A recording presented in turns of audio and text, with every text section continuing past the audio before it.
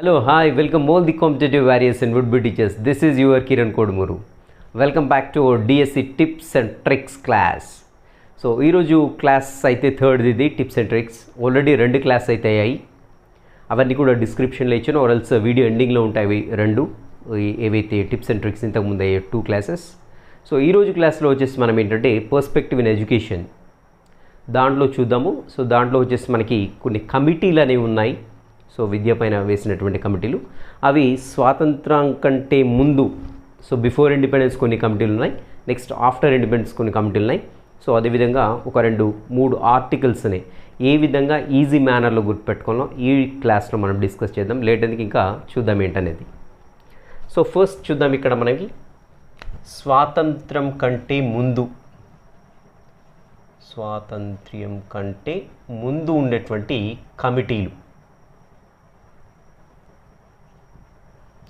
స్వాతంత్రం కంటే ముందు ఉండేటువంటి కమిటీలు కావచ్చు.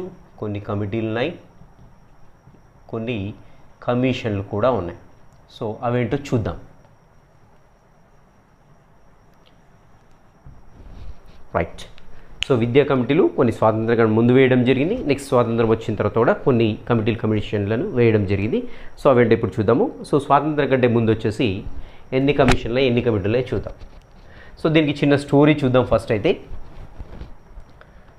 ఇక్కడ ఇద్దరు అన్న చెల్లెళ్ళు ఉంటారు. ఆమె పేరు, చెల్లె పేరు వచ్చేసి భారతి, సో అన్న పేరు వచ్చేసి భరత్. గుర్తుపెట్టుకోండి, భారతి భరత్ ఇద్దరు అన్న చెల్లెళ్ళు. సో వీళ్ళు ఏం చేశారంటే ఒకరోజు వుడ్ల్యాండ్కి వెళ్ళడం జరిగింది. వుడ్ల్యాండ్ అంటే తెలుసా? వుడ్ల్యాండ్ అంటే అడవిని వుడ్ల్యాండ్గా చెప్తాం. రైట్, గుర్తుండటానికి అడవిని కూడా రాస్తాను ఇక్కడ. వుడ్ల్యాండ్కి వెళ్ళారు ఇద్దరు కలిసి. సో వుడ్ల్యాండ్కి వెళ్తూ అలా అడవిలో నడుస్తూ ఉంటే ఒక హంటర్ ఏం చేశాడంటే బాణం వేశాడు. సో ఒక యారో వేయడం జరిగింది.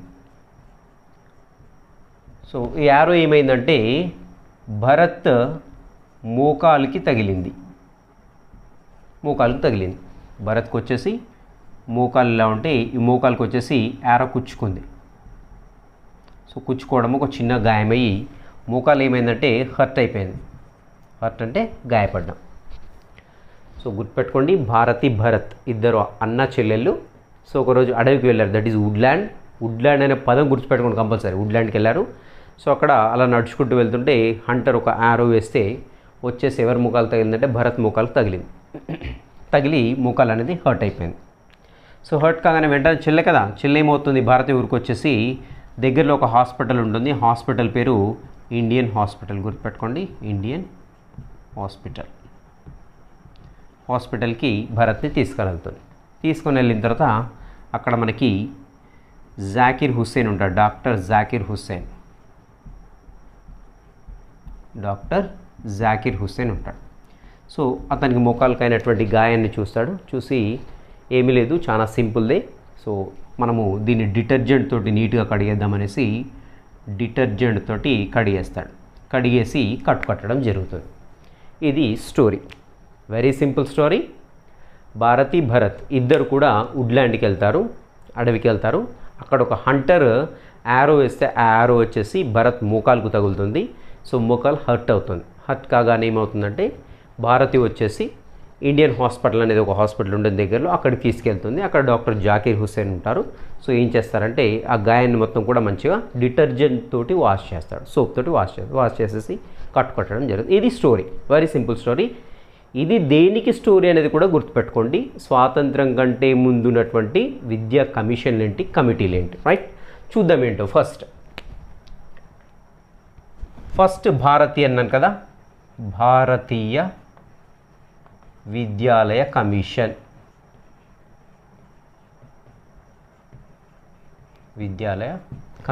రైట్. నెక్స్ట్ భరత్ అన్నాను కదా, భారత ప్రభుత్వ చట్టం.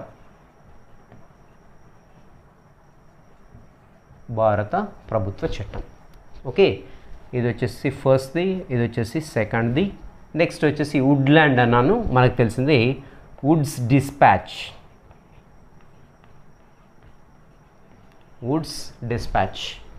నెక్స్ట్ హంటర్ అని చెప్పాను ఇక్కడ మీకు ఈజీగా గుర్తుంటుంది. Hunter commission, Hunter commission, right. Next ఇక్కడ మోకాలు అన్నాను కదా, Macaulay minutes of education, Macaulay minutes of education, right. Next వచ్చేసి ఇక్కడ హార్ట్ వచ్చింది. ఓకే, హార్టాగ్ కమిటీ ఇక్కడ రాస్తున్నాను. 6th one Hartog committee. Next ఎక్కడికి వెళ్ళారు? ఇక్కడ ఇండియన్ హాస్పిటల్కి వెళ్ళారు కదా. ఇక్కడ వచ్చేసి మనకి Indian education committee, Indian education committee. Next ఎక్కడికి వెళ్ళారు? ఇక్కడ ఇండియన్ హాస్పిటల్కి వెళ్ళిన తర్వాత డాక్టర్ పేరేంటి? Zakir Hussain. So Zakir Hussain committee, Zakir Hussain committee. Next 9th one detergent అన్నాను. సో డిటర్జెంట్ ఇది ఒక సబ్స్టిట్యూట్ వర్డ్ దేనికి అని చూసినట్లయితే సార్జెంట్. సార్జెంట్ అనేది ఇక్కడ డిటర్జెంట్ అని పెట్టడం జరిగింది ఇక్కడ. సో ఇక్కడ నెక్స్ట్ వచ్చేసి సార్జెంట్ రిపోర్ట్, సార్జెంట్ రిపోర్ట్. ఈ 9 కమిషన్లు కానివ్వండి, కమిటీలు కానివ్వండి, స్వాతంత్రం కంటే ముందు నియమించడం జరిగింది. సో విద్య పైన అనేక సిఫారసులు చేయడము, సలహాలు ఇవ్వడం జరిగింది. సో ఇవి 9 గుర్తుపెట్టుకోవడానికి ఇది మీకు ఒక చిన్న షార్ట్ కట్. సో ఇక్కడ గుర్తుపెట్టుకోండి, డిటర్జెంట్ అన్నాను కదా, ఇది సబ్స్టిట్యూట్ వర్డ్ సార్జెంట్. సో మీకు డిటర్జెంట్ వినగానే సార్జెంట్ ఆటోమేటిక్ గుర్తొస్తుంది. ఇక్కడ డాక్టర్ జనరల్ రిపోర్ట్ చూస్తూ ఉంటాడు కాబట్టి సార్జెంట్ రిపోర్ట్ అని గుర్తుపెట్టుకోండి, రైట్. సో మళ్ళీ ఒకసారి చూద్దాము. సో భారతి, భరత్ ఇద్దరు కూడా అన్నా చెల్లెళ్ళు అడవికి వెళ్తారు, వుడ్ల్యాండ్కి వెళ్తారు. అక్కడ హంటర్ యారో వేస్తే భరత్ యొక్క మోకాలకు తగిలి మోకాలు ఏమవుతుందంటే హర్ట్ అవుతుంది. సో హర్ట్ కాగానే భారత్ ఏం చేస్తుందంటే దగ్గరలో ఒక హాస్పిటల్ ఉంటుంది, హాస్పిటల్ పేరు ఇండియన్ హాస్పిటల్. సో హాస్పిటల్కి తీసుకెళ్ళిన తర్వాత అక్కడ డాక్టర్ జాకిర్ హుస్సేన్ చూసి మోకాలకు చిన్నగానే గాయమైంది, పెద్దగా ఏమీ లేదు అనేసి చిన్నగా డిటర్జెంట్ తోటి కడిగేసి కట్టి పంపించడం జరుగుతుంది. సో భారతి అంటే భారతీయ విద్యాలయ కమిషన్, భరత్ అంటే భారత ప్రభుత్వ చట్టం. సో వుడ్ల్యాండ్లో వుడ్ తీసుకుంటున్నాను, Wood's despatch. Hunter commission. Next మోకాలు అంటున్నాను, Macaulay minutes of education, right. Next వచ్చేసి Hartog committee. Next Indian education committee, Zakir Hussain committee. Next detergent and Sargent report. ఇవి 9 కమిటీలు, కమిషన్లు స్వాతంత్రం కంటే ముందు నియమించబడ్డాయి. ఓకే, ఈజీగా అర్థమైంది అనుకుంటాను. నెక్స్ట్ ఒక 2-3 ఆర్టికల్స్ చూద్దాము. ఆర్టికల్స్ ఎలా ఈజీగా గుర్తుపెట్టుకున్నా చూద్దాం. ఓకే, ఇక్కడ ఆర్టికల్స్ చూద్దాము. సో ఒక 3 ఆర్టికల్స్ అయితే చెప్తాను చూడండి ఇప్పుడు. సో ఉచిత నిర్బంధ విద్య, ఉచిత నిర్బంధ విద్య. సో ఆర్టికల్ ఏంటి ఇది అని చూసినట్లయితే ఆర్టికల్ 45ని ఎలా రాసుకోవాలంటే మీరు సో ఒక జైలు వేసేసుకోండి ఇక్కడ. సో ఇది ఒక జైలు, నిర్బంధించబడడం, ఓకేనా. సో దీంట్లో నెంబర్ వేసుకోండి మీరు ఇప్పుడు 45 అనేటువంటి నెంబర్ వేసుకొని దీనిపైన ఒక బుక్ గీసేసుకోండి పైన. సో అలా మీరు ఒక విజువలైజేషన్, ఒక పిక్చర్ క్రియేట్ చేసుకుంటే మైండ్లో ఫిక్స్ అయిపోతుంది. ఆర్టికల్ 45 అనేది నిర్బంధ ఉచిత విద్య అనేది మనం బుక్ తోటి ఇండికేట్ చేస్తున్నాము. నిర్బంధ అంటే ఇక్కడ జైలుతోటి ఇండికేట్ చేస్తున్నాం. సో కాబట్టి 45 జైలు లోపల ఉన్నది, రైట్. సో నిర్బంధ విద్య, ఉచిత నిర్బంధ విద్య అనేది ఆర్టికల్ 45 గుర్తుపెట్టుకోండి, అదొకటి. నెక్స్ట్ ప్రాథమిక స్థాయిలో విద్యాబోధన, ప్రాథమిక స్థాయిలో మాతృభాషలో విద్యాబోధన, మాతృభాషలో విద్యాబోధన జరగాలి. సో దీనికి చిన్న కథ క్రియేట్ చేశాను, చిన్న స్టోరీ. ఒకతనికి టీచర్కి ఇంగ్లీష్ పైన బాగా గ్రిప్ ఉంది. సో అతను ప్రైమరీ స్కూల్ టీచర్. సో అక్కడికి వెళ్ళేసి అక్కడ పిల్లలందరినీ కూర్చోబెట్టి ఇంగ్లీష్లో ఫ్లూయెంట్గా లెసన్ చెప్తున్నాడు. ఇక వాళ్ళకి అర్థమైంది కాంది అనేది ఏమి పట్టించుకుంటా నాకు ఇంగ్లీష్ వచ్చనేసి ఫుల్గా ఇంగ్లీష్లో లెసన్ చెప్తున్నాడు. సో పిల్లలందరూ కూడా ఏం అర్థం కానట్టుగా ఫేస్ పెట్టారు. సో అప్పుడే అక్కడికి పైన నుంచి ఒక CEO వచ్చాడు. ఒక CEO అంటున్నాను, CEO, చీఫ్ ఎగ్జిక్యూటివ్ ఆఫీసర్ వచ్చాడు. సో ఏంటండి అక్కడ ప్రాథమిక స్థాయిలో పిల్లలు ఉన్నారు, వాళ్ళకి ఇంగ్లీష్ అంతగా పరిచయం లేదు, మీరు ఇంగ్లీష్లో ఎందుకు చెప్తున్నారు, ప్రాథమిక స్థాయిలో ఖచ్చితంగా మాతృభాషల్లోనే బోధించండి అనేసి ఆ టీచర్ చెప్తారు. ఎవరు? ఒక CEO, chief executive officer. So ఇది స్టోరీ. సో ఏంటి ఇప్పుడు దీని ఆర్టికల్ ఎలా గుర్తుపెట్టుకోవాలంటే, సి అనేది థర్డ్ లెటర్, ఇంగ్లీష్లో గుర్తుపెట్టుకోండి, థర్డ్ లెటర్, రైట్. ఈ అనేది ఫిఫ్త్ లెటర్, రైట్. సో ఇక్కడ ఓ అనేది గుర్తుపెట్టుకోండి, ఓ అనేది ఇంగ్లీష్ లెటర్ తీసుకోవద్దు. ఓ జనరల్గా 15 ఉంటుంది, బట్ ఇక్కడ 15 కాదు, ఇది 0ని 0గానే తీసుకోండి, 0ని 0గానే తీసుకోండి. ఈ ఏ ఏదైతే ఉందో ఇక్కడ ముందు వేసేసుకోండి, చివరిలో వేసుకో, ఆల్రెడీ ముందు ఏ ఉన్నది కదా, దీన్ని 350A. ఇది ఆర్టికల్. ఏం చెప్తుంది ఆర్టికల్ అని చూసినట్టయితే, ప్రాథమిక విద్యా బోధన మాతృభాషలో జరగాలని చెబుతుంది. చెప్పాను కదా, స్టోరీ గుర్తుపెట్టుకోండి, వెరీ సింపుల్. ఎవరు వస్తారు చెక్ చేయడానికంటే CEO వస్తారు, CEO వస్తారు, వచ్చి ఇలా మాతృభాషలోనే బోధన చేయండి అని చెప్తాం. సో దాన్ని సింపుల్గా సి అనేది థర్డ్ లెటర్, ఈ అనేది ఫిఫ్త్ లెటర్, ఓ అనేది 0గా గుర్తుపెట్టుకోండి, ఈ ఏ ముందున్నది వెనక్కి వచ్చేస్తుంది. అది ఆర్టికల్ 350A ఆర్టికల్. ప్రాథమిక విద్యా బోధన మొత్తం కూడా మాతృభాషలో జరగాలని చెప్తుంది. సో ఇంకో ఆర్టికల్ చూద్దాము. స్త్రీ విద్యకు సదుపాయాలు కల్పించాలి. స్త్రీ విద్యకు సదుపాయాలు కల్పించడం. సో మరి ఇది ఎలా గుర్తుపెట్టుకోవాలి, స్త్రీ విద్యకు సదుపాయాలు అని చూసినట్లయితే, ఒక అమ్మాయి బాగా చదువుతుంది. సో అమ్మాయి ఏజ్ వచ్చేసి 15 years. సో ఇంకా అమ్మాయి తల్లిదండ్రులు మాట వినకుండా ఒక అబ్బాయికి ఇచ్చేసి పెళ్లి చేస్తారు, బాల్య వివాహం చేసేస్తారు. అబ్బాయి ఏజ్ వచ్చేసి 16 years, అమ్మాయి ఏజ్ వచ్చేసి 15 years, అబ్బాయి ఏజ్ వచ్చేసి 16 years. ఆ అమ్మాయికి చదువుకోవాలని చాలా ఇంట్రెస్ట్. సో కాబట్టి ఏం చేస్తుందంటే, అమ్మాయి స్ట్రైక్ చేస్తూ ఉంటుంది, స్త్రీలకు విద్యను కల్పించాలి అనేసి స్ట్రైక్ చేస్తుంది. ఎన్ని రోజులు స్ట్రైక్ చేస్తుందంటే 1 నుండి 3 రోజులు చేస్తుంది.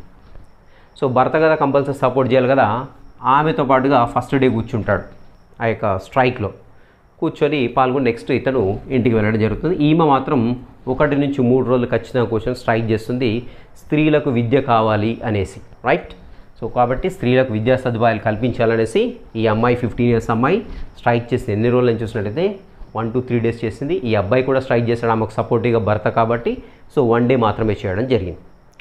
సో ఇది వచ్చేసి ఏంటంటే మనకి స్త్రీలకు విద్యా సదుపాయాలు కల్పించడం. సో చూడండి ఇక్కడ ఆర్టికల్ 15(1), ఓకే, 3, 15(1) అండ్ 15(3), అదేవిధంగా 16(1). సో ఈ ఆర్టికల్ వచ్చేసి ఏంటంటే స్త్రీలకు విద్యా సదుపాయాలు కల్పించాలి అనేటువంటి ఆర్టికల్ అనమాట. 15(1), 3 అండ్ 16(1) ఇవి వచ్చేసి ఆర్టికల్స్. నెక్స్ట్ ఇప్పుడు స్వాతంత్రం తరువాత ఎలాంటి విద్యా కమిటీలు నిర్వహించబడ్డాయో, సో ఎలాంటి కమిషన్లు విద్య పైన వేయడం జరిగిందో అవి వాటికి కూడా ఒక చిన్న స్టోరీ చూద్దాము. సో ఈజీగా ఉంటుంది. రైట్, ఇప్పుడు స్వాతంత్ర్యం అనంతరం కమిటీలు ఏమేమి ఉన్నాయో చూద్దాం. సో అనంతరం కమిటీలు ఆర్ కమిషన్స్.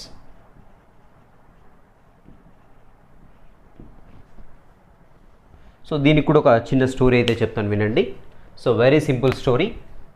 సో ఇక్కడ మనకి 3 ఫ్రెండ్స్ ఉంటారు, రాధాకృష్ణ, రామూర్తి, నెక్స్ట్ వచ్చేసి మనకి జనార్దన్ రెడ్డి. సో వీళ్ళు 3 కూడా ఒక రూమ్మేట్స్ అనమాట. ఒక రూమ్ తీసుకొని, ఎక్కడ కోటిలో ఒక రూమ్ తీసుకొని 3 కూడా రూమ్లో ఉంటారు. సో మనకు తెలిసిందే కదా. సో కొంతమందికి కొన్ని డ్యూటీలు అసైన్ చేస్తారు రూమ్లలో. సో జనార్దన్ రెడ్డి ఏంటంటే బయటికి పోయి వెజిటేబుల్స్ తీసుకురావడము, వంట చేయడం Janardhan Reddy duty. So remaining వీళ్ళిద్దరిని ఇంకా బయట ఇంకా ఎక్స్ట్రా పనులు ఏమైనా చూసుకోవడము, ఇంకా రూమ్లో సెట్ చేసుకోవడం, మొత్తం కూడా వాళ్ళిద్దరి పని. సో వీళ్ళు ఏం చేస్తారంటే, రాధాకృష్ణ, రామూర్తి, జనార్దన్ రెడ్డి మొదలగువారు, గుర్తుపెట్టుకోండి, మొదలగువారు ఒకరోజు ఎక్కడికి వెళ్తారని చూసినట్లయితే కోటికి వెళ్తారు. వెళ్ళిన తర్వాత Janardhan Reddy duty vegetables purchase చేయడం కదా. సో జనార్దన్ రెడ్డి ఏం చేస్తాడంటే కోటిలో క్యాబేజ్ కొంటాడు. క్యాబేజ్ కొనేసి రూమ్కి వెళ్ళిపోతాడు బ్యాక్. ఇంకా వీళ్ళిద్దరు ఏంటంటే ఇండిపెండెన్స్ డే గురించి జాతీయ జెండా కొనడానికి సెర్చ్ చేస్తున్నారు. ఎవరెవరు? రాధాకృష్ణ అండ్ రామూర్తి. సో వీళ్ళు వెళ్ళేసి కోటిలోకి వెళ్ళిన తర్వాత అక్కడ ఒక స్త్రీ కనపడుతుంది. ఆ స్త్రీ ఏంటంటే జాతీయ జెండాలు అమ్ముతూ ఉంది. సో ఆమె ఏం చేస్తుందంటే అరుస్తూ ఉంది, జాతీయ జెండా, జాతీయ జెండా, జాతీయ జెండా అని అరుస్తూ ఉంది. సో మనకు తెలిసిందే, ఎవరైనా ఏదైనా వస్తువును అమ్మాలంటే రిపీటెడ్గా అరుస్తూ ఉంటారు. సో అక్కడ కూడా కోటిలో ఒక స్త్రీ ఏం అరుస్తుందంటే జాతీయ జెండా, జాతీయ జెండా, జాతీయ జెండా అని అరుస్తూ ఉంది. సో వీళ్ళు రావడము, చూడడము, జాతీయ జెండా బాగుందనేసి కొనుక్కొని వీళ్ళు కూడా రూమ్కి వెళ్ళడం జరుగుతుంది. ఇది చిన్న స్టోరీ. సో మరి ఏంటి దీంట్లో ఉండేటువంటి కమిటీలు ఏంటి, కమిషన్లు ఏంటో చూద్దాం. సో ముందుగా ఇక్కడ రాధాకృష్ణ అన్నాం కదా. సో రాధాకృష్ణన్ కమిషన్ ఫస్ట్ వచ్చేసి Radhakrishnan commission, right, Radhakrishnan commission. Next Ramamurthy, Ramamurthy సమీక్షా సంఘం, సమీక్షా సంఘం, right. Next Janardhan Reddy, direct ఇతని పేరే Janardhan Reddy committee, Janardhan Reddy committee. So మనం ఇక్కడ జనార్దన్ రెడ్డి అని చెప్పుకున్నప్పుడు మనం ఒక చిన్న స్టోరీ క్రియేట్ చేయడంగా, ఆ స్టోరీలో భాగంగా ఇతను క్యాబేజ్ కొనుక్కొచ్చాడు కదా. సో జనార్దన్ రెడ్డి కమిటీని క్యాబ్ కమిటీ అని కూడా అంటారు, గుర్తుపెట్టుకోండి. క్యాబేజీ, క్యాబ్ కమిటీ ఇంపార్టెంట్, గుర్తుపెట్టుకోండి, రైట్. ఒకసారి అడగడం జరిగింది. సో జనార్దన్ రెడ్డి కమిటీకి మరొక పేరు ఏంటి అని అడగడం జరిగింది. So Janardhan Reddy committee. Next మొదలగువారు అన్నాం ఇక్కడ కదా. So Mudaliar commission, Mudaliar commission. Next స్త్రీ అన్నాం ఇక్కడ, సారీ ఇంకోటి మిస్ అయింది ఇక్కడ, Kothari commission, Kothari commission, right. Next స్త్రీ అన్నాం ఇక్కడ, స్త్రీ విద్యపై జాతీయ కమిటీ, స్త్రీ విద్యపై జాతీయ కమిటీ. స్త్రీ అన్నాం కదా ఇక్కడ, స్త్రీ విద్యపై జాతీయ కమిటీ. నెక్స్ట్ ఇక్కడ జాతీయ జెండా, జాతీయ జెండా, జాతీయ జెండా. అంటే ఇక్కడ జాతీయ అనేట పదము 3 సార్లు వచ్చింది, గుర్తుపెట్టుకోండి. సో ఒకటి వచ్చేసి జాతీయ విద్యా విధానం, విద్యా విధానం. సో గుర్తుపెట్టుకోండి, జాతీయతోటి స్టార్ట్ అయ్యేటువంటి ఏవైతే కమిటీలు, కమిషన్ ఉన్నాయో స్వాతంత్రం కంటే ముందు ఒక్కటి కూడా ఉండవు. సో ఇక్కడే జాతీయ అనే పదంతో స్టార్ట్ అవుతాయి, గుర్తుపెట్టుకోండి. సో 7వది వచ్చేసి జాతీయ విద్యా విధానం. నెక్స్ట్ వచ్చేసి ఇంకొక జాతీయ వచ్చింది కదా, జాతీయ నూతన విద్యా విధానం, నూతన విద్యా విధానం. ఇక్కడ ఇంకో జాతీయ వచ్చింది కదా. సో అదేంటంటే జాతీయ సలహా కమిటీ. దీన్నే మనము లాస్ట్ దాన్ని యశ్పాల్ కమిటీ అని కూడా అంటాం, యశ్పాల్ కమిటీ అని కూడా చెప్పండి. సో ఇవి 9 వచ్చేసి ఏంటంటే స్వాతంత్రం తరువాత నియమించబడ్డటువంటి కమిటీలు, కమిషన్. దీనికి స్టోరీ మనం ఒకసారి చూద్దాము. రాధాకృష్ణ, రామూర్తి, జనార్దన్ రెడ్డి అనే ఫ్రెండ్స్ మొదలగు వారు కోటికి వెళ్ళారు. కోటికి వెళ్ళిన తర్వాత జనార్దన్ రెడ్డి క్యాబేజ్ కొనుక్కొని రూమ్కి వెళ్ళిపోవడం జరిగింది. సో వీళ్ళు మాత్రము జాతీయ జెండా కొనుక్కొని పోదామని సెర్చ్ చేస్తూ ఉంటే అక్కడ ఒక స్త్రీ జాతీయ జెండాలను అమ్ముతూ ఉన్నది. సో తను ఏమంటుందని చూసినట్లయితే అమ్మడం కోసము ఆ యొక్క వస్తువు ఏదైనా అమ్మాలంటే రిపీటెడ్గా అరుస్తూ ఉంటారు ఎవరైనా, రైట్. సో జాతీయ జెండా, జాతీయ జెండా, జాతీయ జెండా అని అరుస్తుంది. అరవగానే సో వీళ్ళిద్దరు వచ్చేసి జాతీయ జెండా కొనుక్కొని వెళ్ళిపోతారు. సో అది స్టోరీ. సో రాధాకృష్ణ అంటే రాధాకృష్ణన్ కమిషన్, రామూర్తి అంటే రామూర్తి సమీక్షా సంఘం, జనార్దన్ రెడ్డి అంటే జనార్దన్ రెడ్డి కమిటీ, దీన్ని క్యాబ్ కమిటీ అంటారు. ఇక్కడ జనార్దన్ రెడ్డి క్యాబేజ్ కొన్నాడు కాబట్టి జనార్దన్ రెడ్డి కమిటీ అంటే క్యాబ్ కమిటీ. మొదలగువారు అంటే మొదిలియార్ కమిషన్, కోటి అంటే కొఠారి కమిషన్, స్త్రీ అంటే స్త్రీ విద్యపై జాతీయ కమిటీ, జాతీయ ఇక్కడ 3 సార్లు వచ్చింది కాబట్టి ఒకటి ఫస్ట్ జాతీయ వచ్చేసి జాతీయ విద్యా విధానం.